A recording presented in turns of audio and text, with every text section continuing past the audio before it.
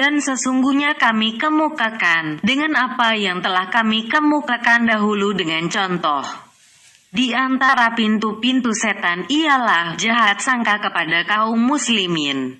Allah Ta'ala berfirman, "Hai orang-orang yang beriman, jauhilah kebanyakan purbasangka kecurigaan, karena sebagian dari purbasangka itu dosa." Surat 49 Al-Hujurat ayat 12. Barang siapa menghukum jahat orang lain dengan purbasangka, niscaya setan membawanya untuk panjang lidahnya dengan mengumpat orang.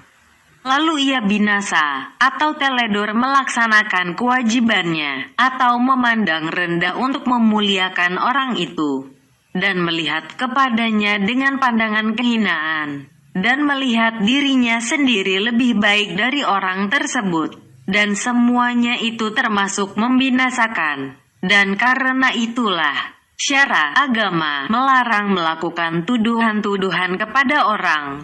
Nabi Shallallahu Alaihi Wasallam bersabda, "Takutlah akan tempat-tempat yang bisa menimbulkan tuduhan."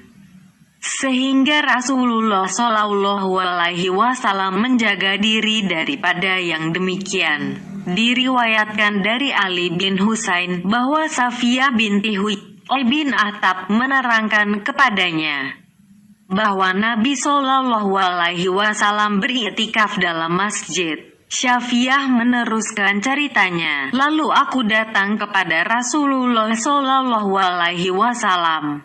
Aku bercakap-cakap dengan beliau. Tatkala telah sore hari, lalu aku pergi. Maka Rasulullah Shallallahu Alaihi Wasallam pun bangun berdiri, berjalan bersama aku. Lalu lewat di situ dua orang Ansar dan memberi salam kepada Rasulullah Shallallahu Alaihi Wasallam. Kemudian keduanya pergi. Lalu Rasulullah Shallallahu Alaihi Wasallam memanggil keduanya, seraya bersabda, 'Dia ini Safiyah binti Huyai.' Maka keduanya menjawab, 'Wahai Rasulullah, kami tiada menyangka apa-apa pada engkau selain yang baik.' Lalu Rasulullah Shallallahu Alaihi Wasallam bersabda, 'Sesungguhnya setan itu berjalan pada anak Adam pada tempat jalannya darah dari tubuhnya. Aku takut setan itu masuk pada engkau berdua.' Perhatikanlah bagaimana Rasulullah Shallallahu Alaihi Wasallam berusaha terhadap agama kedua orang Ansar tadi, lalu menjaganya. Dan bagaimana beliau berusaha terhadap umatnya, lalu mengajarkan mereka jalan menjaga dari tuduhan. Sehingga orang alim wara yang terkenal dalam semua tingkah lakunya dengan agama tidak akan begitu bermudah-mudah, lalu mengatakan, 'Orang seperti aku ini tidak disangka orang apa-apa selain yang baik saja karena menyombong dengan dirinya.' Orang yang paling wara, paling takwa dan paling alim tidak akan dipandang oleh semua manusia kedepannya dengan semacam pandangan. Tetapi sebahagian mereka memandangnya dengan pandangan suka dan sebahagian yang lain memandangnya dengan pandangan marah. Karena itulah, seorang penyair bermada sebagai berikut, 'Apabila kita senang kepada orang, segala kekurangannya tidak tampak. Tetapi bila marah kepada orang, segala keburukannya akan tampak. Maka haruslah menjaga diri dari jahat sangka dan dari menuduh orang-orang jahat. Karena orang-orang jahat itu tidak menyangka semua orang lain, melainkan jahat pula. Maka manakala Anda melihat seseorang yang berjahat sangka kepada orang lain, yang mencari segala kekurangannya, maka ketahuilah bahwa orang itu busuk hatinya. Dan demikian itu kebusukannya, yang tersaring dia daripadanya, dan ia melihat orang lain menurut dirinya sendiri. Sesungguhnya orang mukmin meminta kemaafan, sedang orang munafik mencari kekurangan.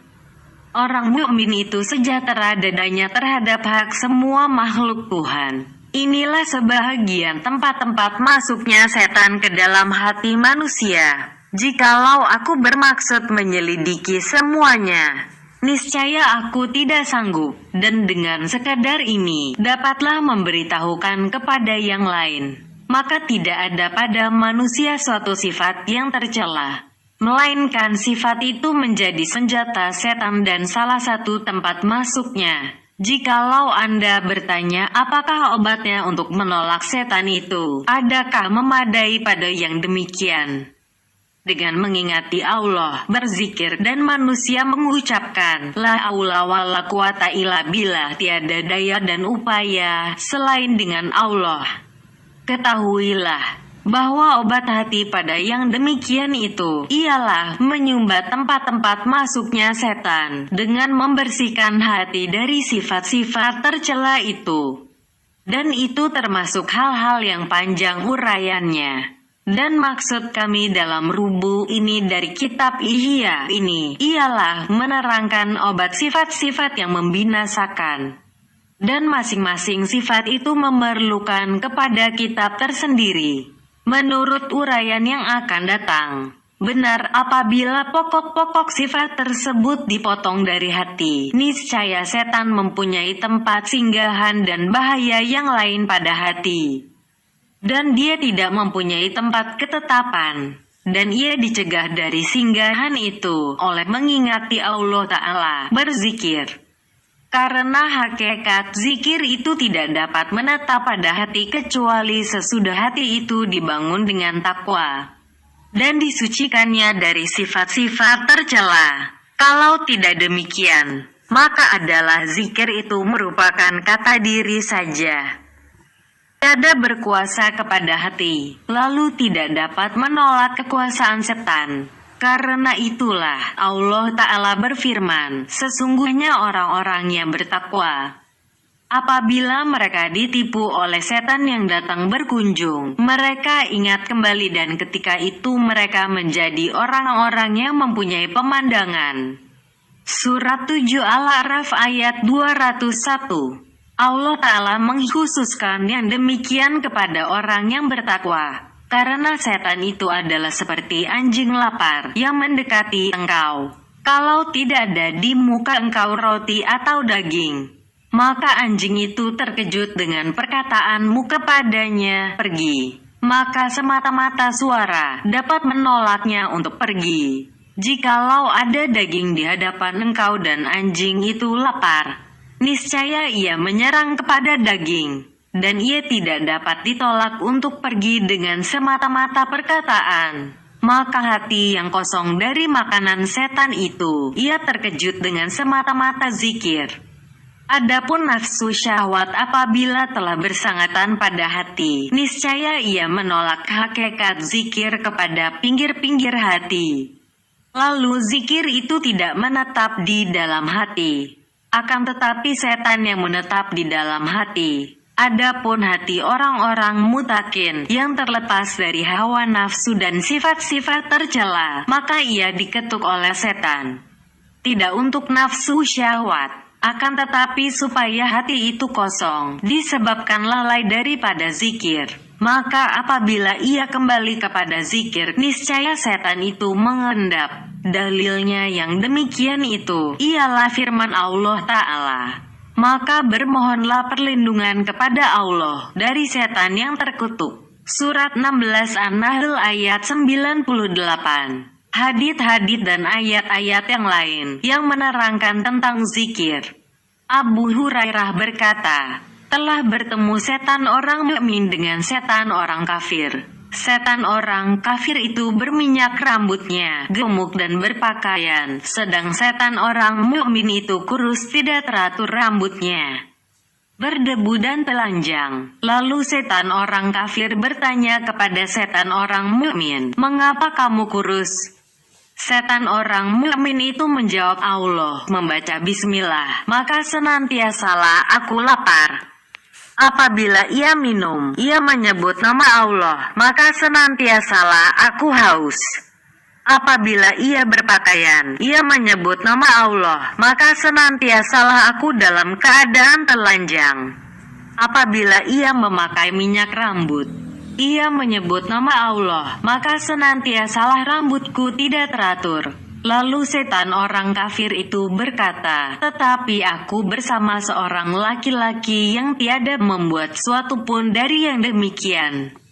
Aku bersekutu dengan dia pada makanannya, minumannya dan pakaiannya. Muhammad bin Wasi berdoa tiap-tiap hari sesudah salat subuh, yaitu, wahai Allah Tuhanku, sesungguhnya Engkau menguasakan di atas diri kami seorang musuh yang dapat melihat kekurangan-kekurangan kami, baik oleh dia sendiri atau golongannya, sedang kami tidak dapat melihat mereka.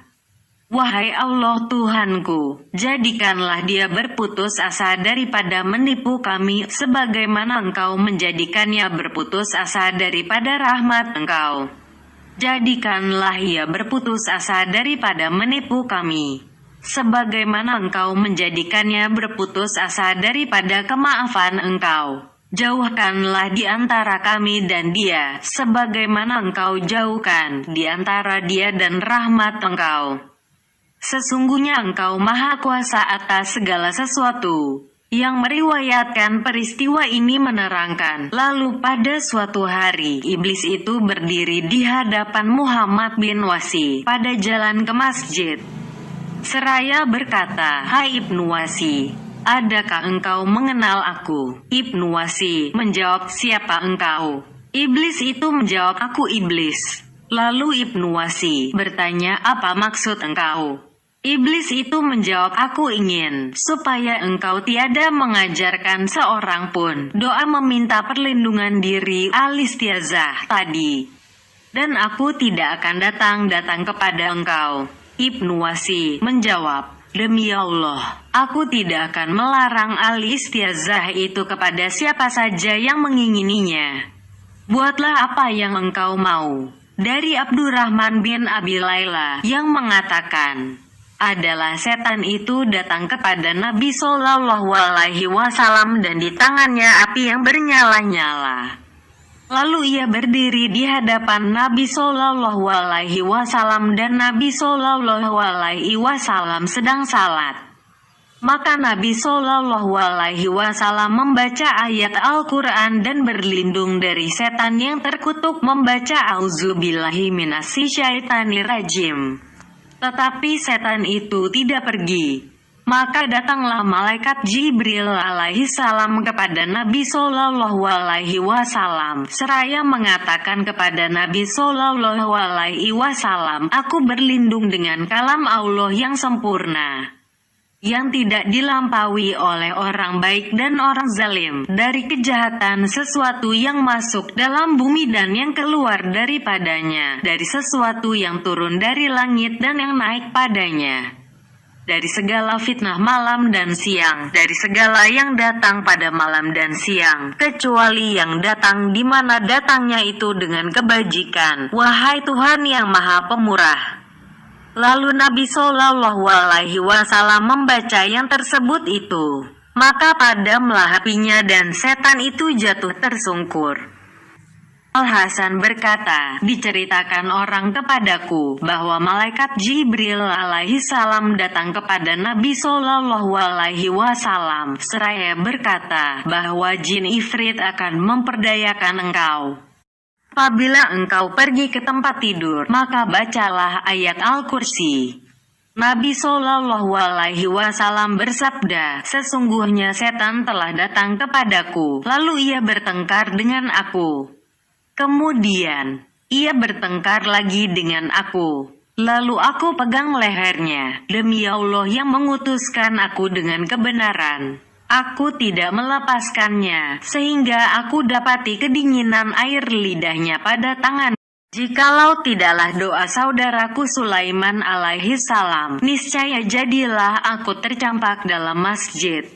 Nabi Shallallahu Alaihi Wasallam bersabda, Umar tiada menjalani sesuatu jalan, melainkan setan menjalani sesuatu jalan yang tiada dijalani oleh Umar. Fahamilah ini, karena hati itu disucikan dari tempat gembalaan dan kekuatan setan, yaitu nafsu syahwat. Manakala Anda mengharap bahwa tertolaknya setan dari Anda dengan zikir semata-mata sebagaimana tertolaknya dari Umar radhiyallahu anhu, maka yang demikian itu mustahil.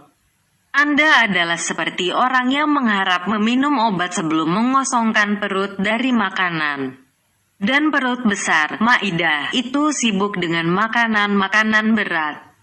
Dan orang itu mengharap bahwa obat tersebut bermanfaat kepadanya, sebagaimana bermanfaatnya obat yang diminum sesudah perut kosong dan pengosongan perut besar. Zikir itu obat dan takwa itu pengosongan perut, yaitu pengosongannya hati dari segala nafsu syahwat. Maka apabila zikir bertempat pada hati yang kosong dari selain zikir, niscaya tertolaklah setan, sebagaimana tertolaknya penyakit dengan bertempatnya obat dalam perut yang kosong daripada makanan.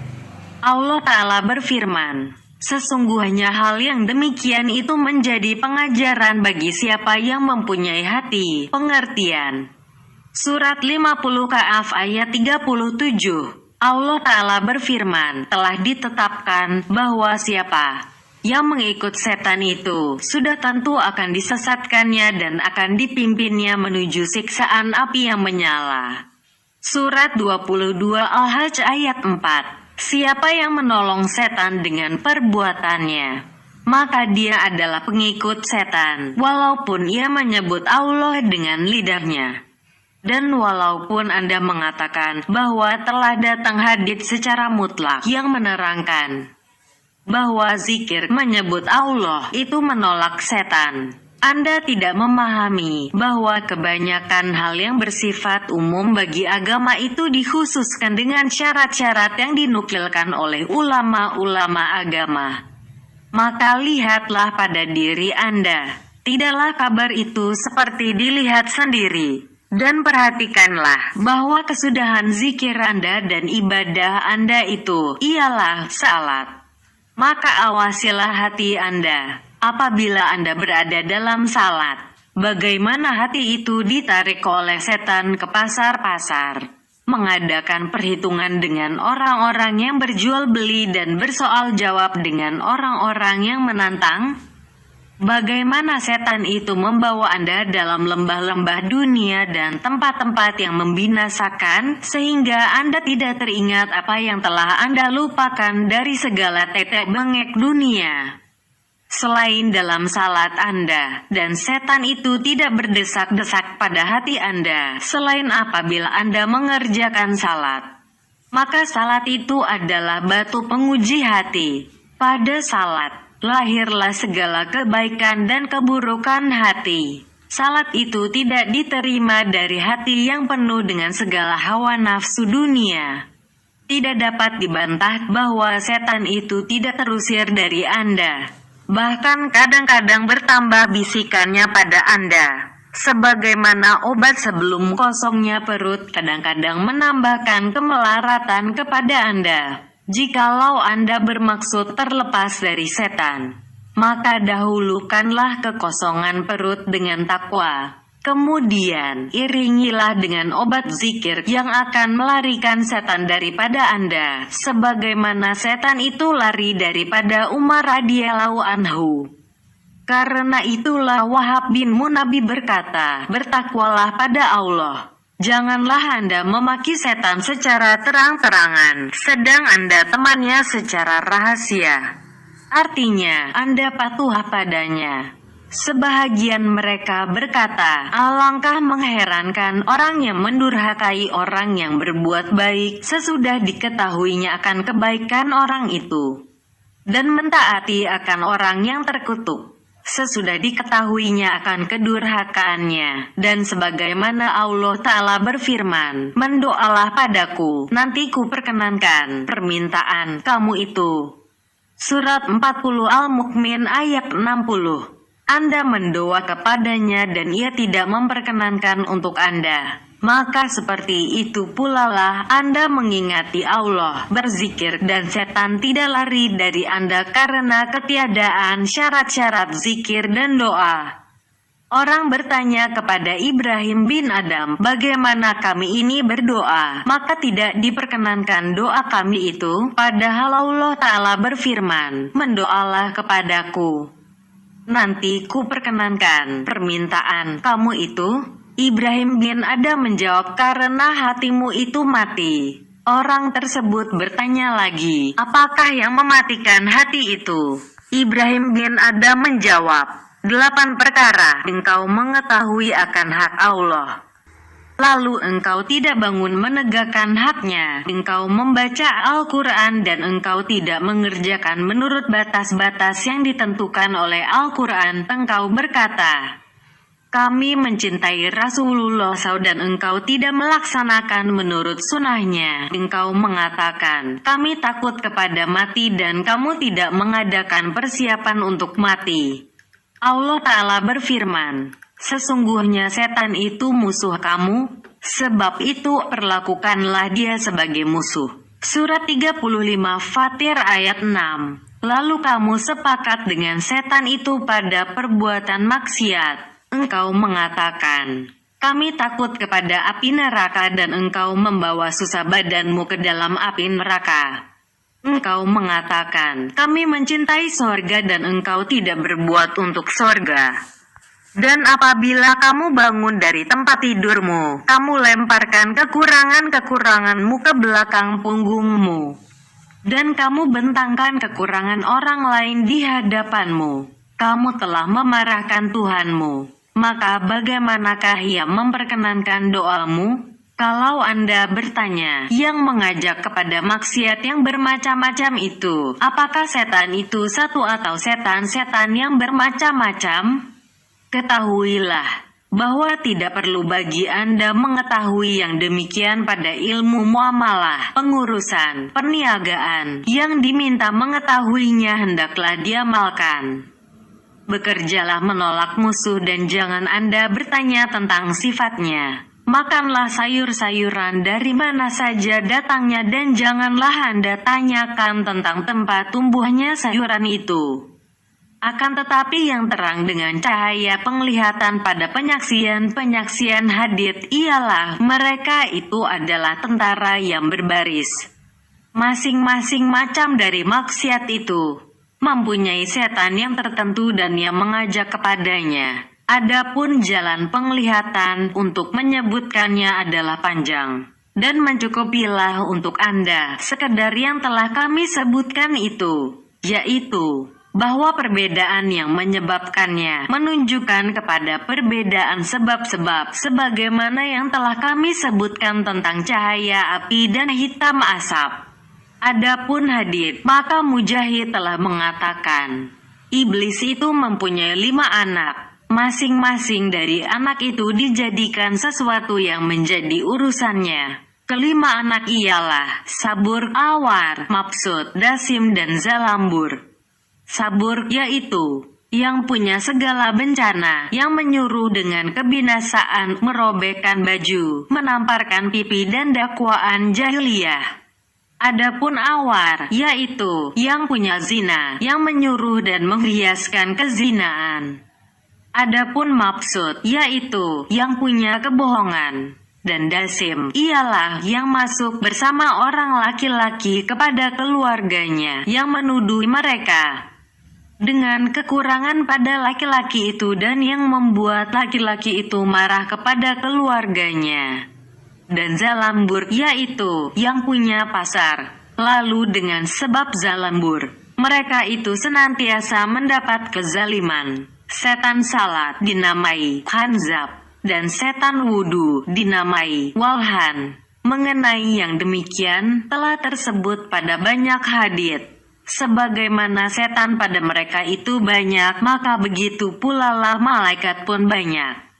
Dan telah kami sebutkan pada kitab syukur tentang rahasia banyaknya malaikat dan masing-masing mereka mempunyai tugas khusus yang tersendiri. Abu Amamah Al-Bahili berkata, Rasulullah Shallallahu Alaihi Wasallam bersabda, diwakilkan dengan orang mukmin 160 malaikat yang mempertahankannya apabila ia tidak sanggup mempertahankan dirinya dari yang demikian. Bagi penglihatan, mata mempunyai 7 malaikat yang mempertahankannya, sebagaimana lalat ditolak jauh dari piring madu pada hari panas. Jikalau tampaklah bagi kamu malaikat itu, niscaya kamu melihatnya pada tiap-tiap lembah dan bukit. Masing-masing mereka menghamparkan tangannya dan membuka mulutnya. Dan jikalau diwakilkan hamba mukmin itu kepada dirinya sendiri sekejap mata, niscaya ia disambar oleh setan-setan. Ayub bin Yunus bin Yazid berkata, ada berita yang sampai kepada kami, bahwa lahir anak-anak jin bersama anak-anak manusia. Kemudian mereka itu jadi bersama anak-anak manusia. Jabir bin Abdullah meriwayatkan bahwa Nabi Adam alaihissalam tatkala turun ke bumi berdoa, wahai Tuhanku, iblis ini yang engkau jadikan permusuhan di antaraku dan dia. Jikalau engkau tidak menolong aku, niscaya aku tiada sanggup menghadapinya. Allah berfirman, apabila engkau melahirkan anak, maka diwakilkan seorang malaikat kepadanya. Nabi Adam alaihissalam berdoa, wahai Tuhanku, tambahkanlah kepadaku. Allah berfirman, aku balas satu kejahatan dengan satu, dan satu perbuatan kebaikan aku balas 10, sampai sebanyak yang aku hendaki. Nabi Adam alaihissalam berdoa lagi, wahai Tuhanku, tambahlah kepadaku. Allah berfirman, pintu taubat itu terbuka selama masih ada nyawa dalam badan. Dan iblis berdoa, wahai Tuhanku, hamba-Mu itu engkau muliakan terhadap aku. Jikalau tidak engkau menolong aku terhadapnya, niscaya aku tidak sanggup menghadapinya. Allah berfirman, apabila dilahirkan untuk Adam seorang anak, maka untukmu dilahirkan seorang anak pula. Iblis berdoa, wahai Tuhanku, tambahkanlah untukku. Allah berfirman, engkau berjalan pada mereka pada tempat jalan darahnya dan engkau mengambil dada mereka menjadi rumahmu. Iblis mendoa lagi, tambahlah, wahai Tuhanku. Allah berfirman, dan kerahkanlah mereka dengan pasukan engkau yang berkuda dan jalan kaki, dan berserikatlah dengan mereka tentang harta dan anak-anak, dan janjikanlah apa-apa kepada mereka. Dan apa yang dijanjikan oleh setan itu kepada mereka tiada lain dari tipuan belaka. Surat 17 Al-Isra ayat 64. Dari Abi Darda radhiyallahu anhu yang mengatakan, Rasulullah Shallallahu Alaihi Wasallam bersabda, Allah Ta'ala menjanjikan jin 3 macam, semacam seperti ular, kala dan binatang-binatang kecil di bumi, semacam seperti angin di udara, dan semacam lagi pada mereka pahala dan siksa. Allah Ta'ala menjadikan manusia 3 macam, semacam seperti hewan, sebagaimana firman Allah Ta'ala, mereka mempunyai hati tetapi tidak memahamkan dengan hatinya, mempunyai mata tetapi tidak melihat dengan matanya, dan mempunyai telinga tetapi tidak mendengarkan dengan telinganya. Orang-orang itu seperti binatang ternak, bahkan lebih sesat. Surat 7 Al-A'raf ayat 179. Semacam lagi, tubuhnya tubuh manusia dan nyawanya nyawa setan. Dan semacam lagi dalam naungan Allah Ta'ala pada hari kiamat, hari yang tak ada naungan padanya selain naungan Allah. Wahib bin Al-Wad berkata, sampai kepada kami cerita bahwa iblis merupakan diri seperti manusia di hadapan Nabi Yahya bin Zakaria alaihi salam. Iblis itu berkata, aku bermaksud menasehati engkau. Nabi Yahya alaihi salam menjawab, aku tiada memerlukan akan nasihatmu, akan tetapi terangkanlah padaku tentang anak Adam. Lalu iblis itu menjawab mereka, pada kami 3 macam. Semacam dari mereka itu adalah macam yang sangat sulit kepada kami. Kami hadapi salah seorang dari mereka, sehingga kami fitnahkan dia dan kami berketetapan padanya. Lalu ia berlindung dengan pembacaan istighfar dan taubat. maka rusaklah semua yang telah kami peroleh daripadanya. Kemudian kami kembali lagi kepadanya, lalu ia pun kembali kepada istighfar dan taubat. Kami tiada berputus asa daripadanya dan kami tiada memperoleh hajat kami daripadanya. Kami hanya payah saja menghadapinya. Yang semacam lagi, mereka itu dalam tangan kami. Seperti bola dalam tangan anak-anakmu. Kami balik-balikan mereka menurut kehendak kami. Mereka menjaga dari kami, diri mereka. Adapun macam ketiga, mereka adalah seperti engkau, yang terpelihara dari kesalahan. Kami tidak sanggup berbuat sesuatu terhadap mereka. Kalau Anda bertanya, bagaimana setan itu membuat dirinya menyerupai dengan sebahagian manusia dan tidak dengan sebahagian yang lain apabila dilihat bentuknya? Maka apakah itu bentuknya yang sebenarnya atau contoh yang memberi bentuk setan dengan demikian? Jikalau setan itu menurut bentuk yang sebenarnya, maka bagaimana ia dapat terlihat dengan bentuk yang bermacam-macam, dan bagaimana ia dapat terlihat pada satu waktu di dua tempat dan dengan dua bentuk, sehingga ia dapat dilihat oleh dua orang dengan dua bentuk yang berlainan? Ketahuilah kiranya bahwa malaikat dan setan masing-masing mempunyai dua bentuk, yaitu hakikat bentuk keduanya. Dan hakikat bentuk keduanya itu tidak dapat diketahui dengan menyaksikan, kecuali dengan nur kenabian.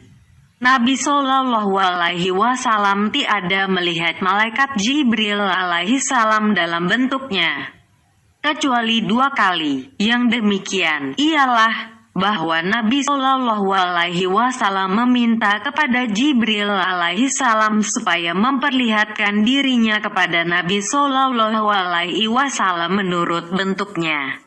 Lalu Jibril alaihi salam menjanjikannya dibagi, dan tampaklah Jibril alaihi salam kepada Nabi Shallallahu Alaihi Wasallam di Hara. Maka tertutuplah ufuk dari timur masyrik sampai ke barat maghrib. Dan sekali lagi, Nabi Shallallahu Alaihi Wasallam melihat Jibril alaihi salam menurut bentuknya pada malam Mi'raj di sisi Sadratul Muntaha. Biasanya Nabi Shallallahu Alaihi Wasallam melihat Jibril alaihi salam itu dalam bentuk manusia. Nabi Shallallahu Alaihi Wasallam melihat Jibril alaihi salam menurut bentuk Dahiyah Al-Kalabi. Dahiyah adalah seorang laki-laki yang cantik mukanya, yang kebanyakan malaikat Jibril alaihi salam itu membuka kepada ahli diminta untuk mengetahuinya saja dari orang-orang yang mempunyai hati dengan contoh bentuknya. Lalu setan menampakkan contoh bentuknya bagi ahli diminta untuk mengetahuinya saja, itu waktu jaga tidak tidur. Maka ia melihat setan tersebut dengan matanya dan mendengar perkataannya dengan telinganya.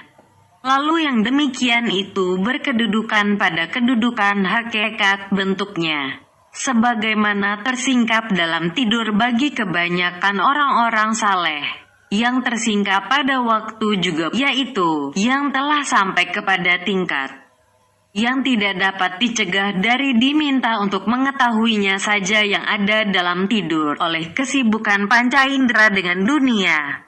Lalu ia melihat dalam jaga itu apa yang dilihat oleh orang lain dalam tidur. Sebagaimana diriwayatkan dari Umar bin Abdul Aziz radhiyallahu anhu, bahwa seorang laki-laki meminta kepada Tuhannya supaya Tuhan memperlihatkan kepadanya tempat setan dalam hati manusia. Lalu ia melihat dalam tidurnya bermimpi tubuh seorang laki-laki yang menyerupai batu yang bersih berkilat, kelihatan dalamnya dari luarnya, dan ia melihat setan itu dalam bentuk katak yang duduk atas lembung kiri orang itu, di antara lembungnya dan telinganya. Katak itu mempunyai belalai halus yang dimasukkannya dari lembung kiri orang itu ke dalam hatinya, di mana dibisikkan kepadanya hal-hal yang tidak baik. Apabila orang itu mengingati Allah Ta'ala, berzikir, niscaya setan itu mengendap Hal yang seperti ini kadang-kadang disaksikan dengan mata pada waktu jaga. Sebahagian golongan kasyaf, orang yang terbuka hijabnya, melihat setan itu dalam bentuk anjing bertelungkup atas bangkai. Ia mengajak manusia kepada bangkai itu. Bangkai itu adalah contoh dunia. Ini berlaku sebagai penyaksian bentuk setan itu yang hakiki. Sesungguhnya hati itu tak boleh tidak akan lahir maknanya dari wajahnya yang berhadapan dengan alam malakut, dan ketika itu cemerlanglah bekasnya atas wajahnya yang berhadapan dengan alamul mulki wasi syahadah, alam yang tampak dapat disaksikan. Karena salah satu daripada keduanya bersambung dengan yang satu lagi. Dan telah kami terangkan bahwa hati itu mempunyai dua wajah. Wajah ke alam gaib, yaitu tempat masuknya ilham dan wahyu.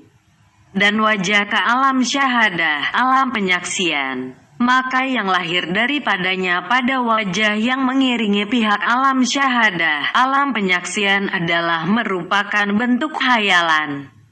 Karena seluruh alam syahadah, alam penyaksian, itu khayalan. Hanya khayalan itu sekali berhasil dari pandangan dengan panca indera kepada zahiriyah alam syahadah, alam yang dapat dilihat dengan mata. Maka bolehlah bentuk itu tidak bersesuaian dengan maksud, sehingga terlihat orang yang cantik bentuknya, padahal dia itu kotor batinnya dan keji rahasianya. Karena alam penyaksian itu alam yang banyak penyelewengan. Adapun bentuk yang berhasil dalam hayalan, dari cemerlangnya alam malakut, alam yang disaksikan dengan batin, di atas batin rahasia hati, adalah merupakan peniruan sifat dan penyesuaian bagi sifat. Karena bentuk pada alam malakut itu mengikuti sifat dan penyesuaian bagi sifat, maka tak dapat dibantah bahwa maksud yang keji akan terlihat dengan bentuk yang keji. Maka setan itu akan terlihat dalam bentuk anjing, katak, babi del. Dan malaikat akan terlihat dalam bentuk yang cantik.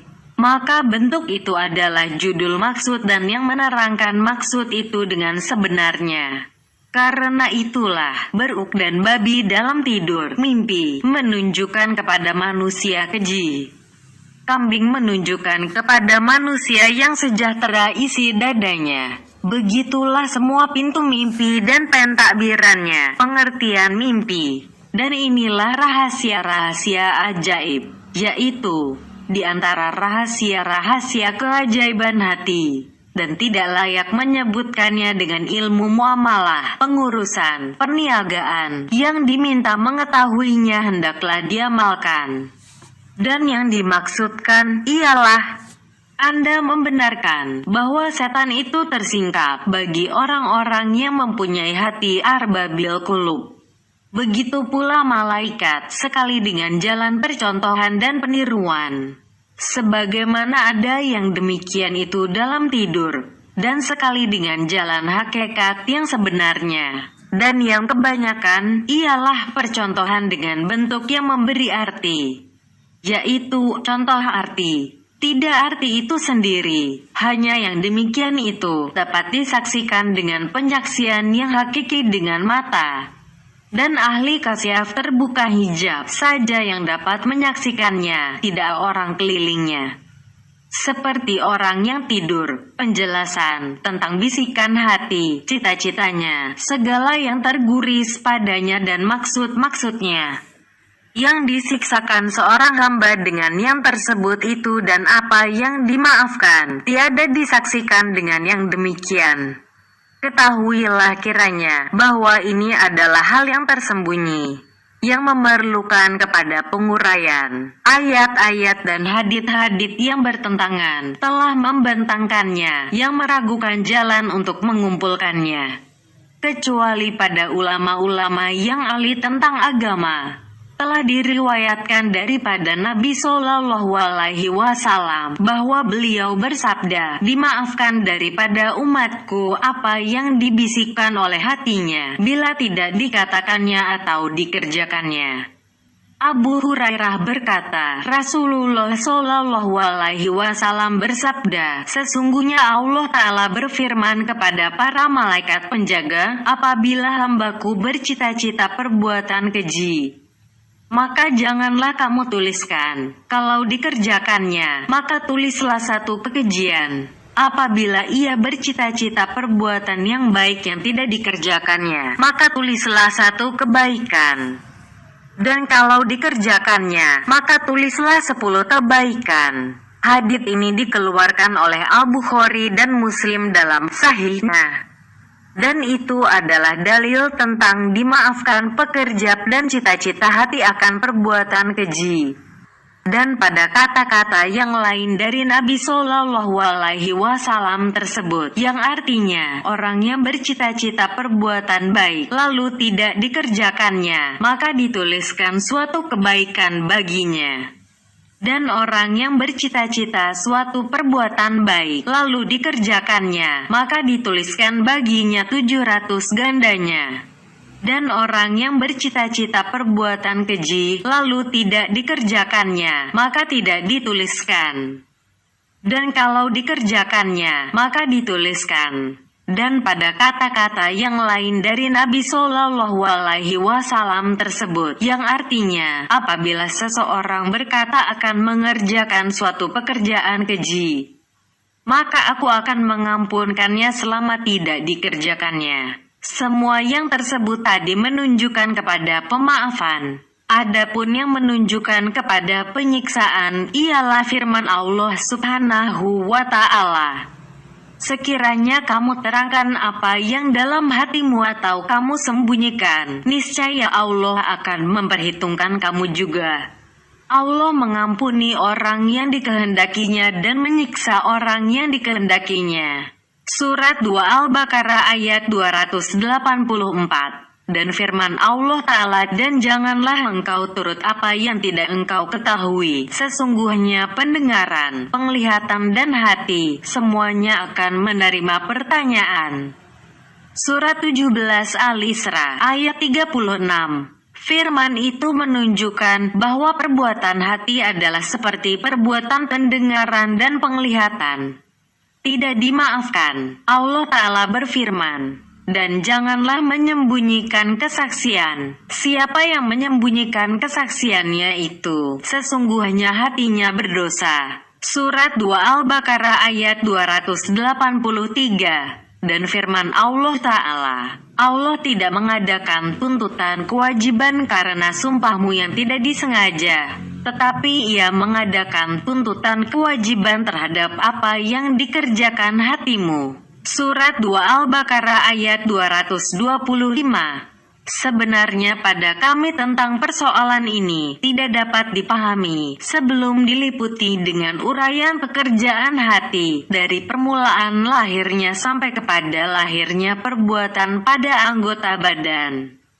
Maka sekarang kami terangkan bahwa yang pertama datang pada hati ialah gurisan, sebagaimana umpamanya terguris pada hati seseorang rupa seorang wanita, dan wanita itu di belakangnya di jalan.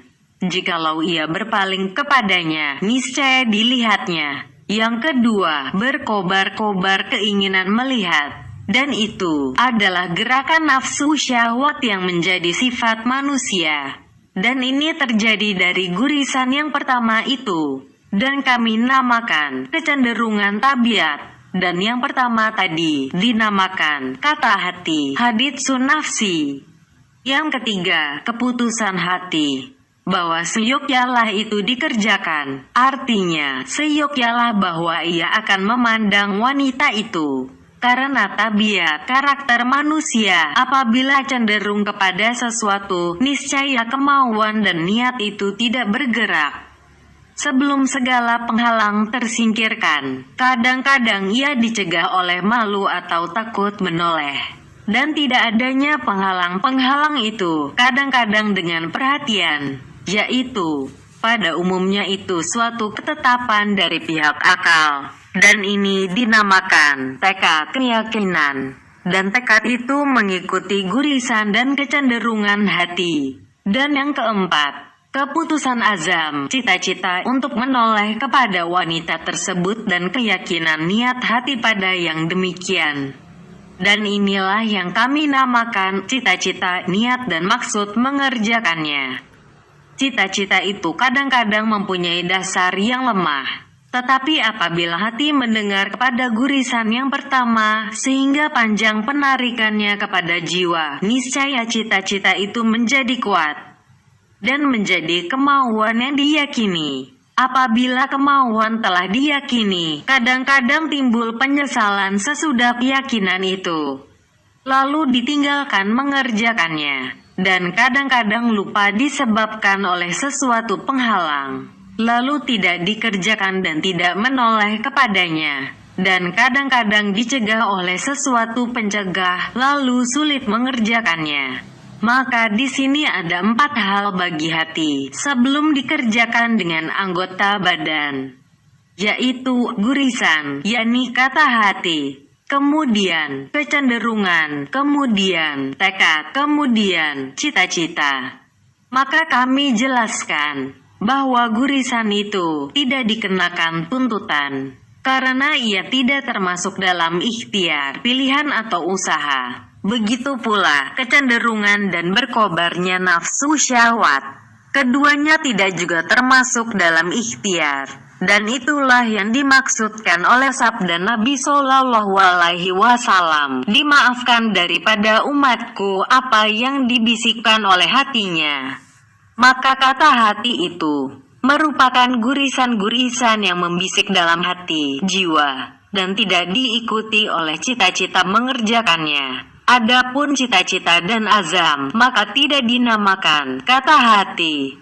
Akan tetapi kata hati adalah sebagaimana diriwayatkan dari Utsman bin Madlun, di mana ia mengatakan kepada Nabi Shallallahu Alaihi Wasallam, "Wahai Rasulullah, hatiku mengatakan kepadaku supaya aku ceraikan Haulah."